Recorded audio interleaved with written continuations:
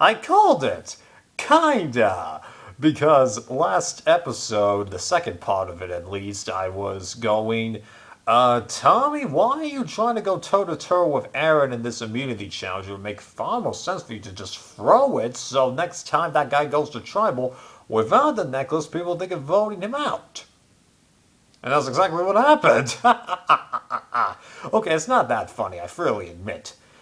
That, come on. And even Aaron himself suspected, first time I go to trouble without that necklace, I'm probably going to be in deep trouble. And the fact that it's totally different group dynamics for this tribal, I'd say the odds have gone up that much.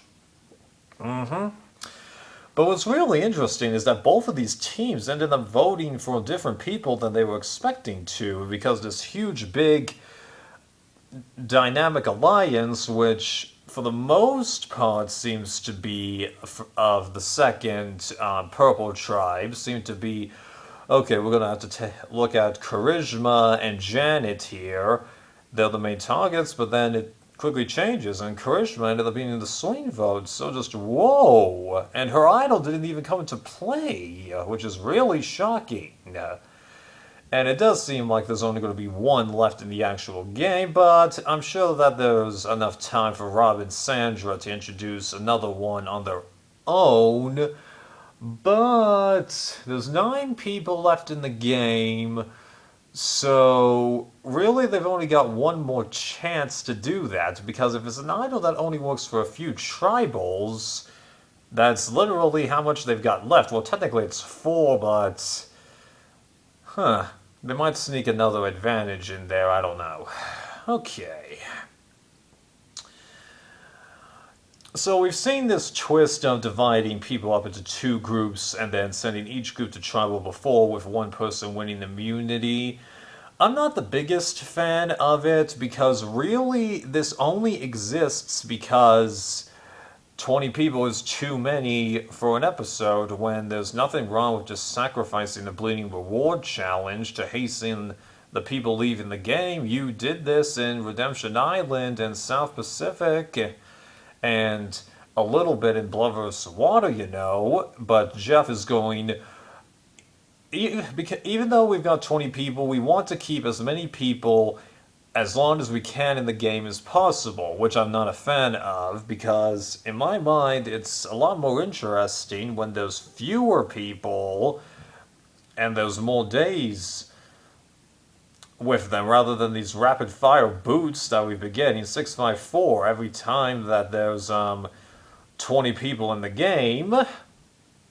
I know what you're thinking. Last season, no, people came back from the edge twice, just like with from Redemption Island, they came back twice. So it's 18 people, but they have to vote out people in the same way as if there was 20. And when it was Redemption Island, it was even worse. And then Blood vs. Water, sheesh. But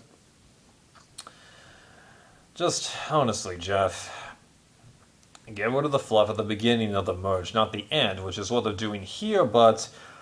Why couldn't you have just waited one more round to do this? Because then it would have been 5 on orange and 5 on purple. That's what I would have preferred. Because then equal shot of being on each team, equal shot of winning immunity. Because last time you did this, it was 5-5.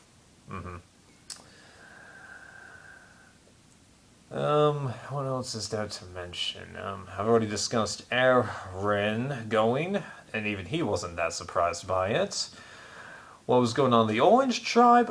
It kind of made sense that they would target Tommy, because even when I was looking at it, I'm like, ooh, I think he's in trouble, and it's not just because he's the only guy there, he's the only person from the original Purple Tribe there. Oh, this could turn out bad for him. And sure enough, that's what Missy was trying to do, but then her remarks on Charisma get to her, and then Elaine gets the idea of, Tommy's always going to be there. I don't know if I'm always going to get to this ability to target Missy here.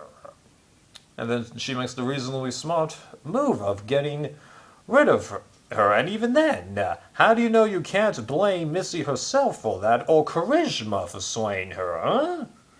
I think Elaine's gonna be just fine. Sure, Elizabeth is gonna be gaining after her, but there's only so much Elizabeth is gonna be able to do, I think. Well, this is getting interesting, but I can't help but feel like there's one more curveball that's going to be coming our way this season, and I'm not talking normal curveballs for the show, but whether or not that's going to be because of Rob and Sandra or the contestants themselves, I don't know.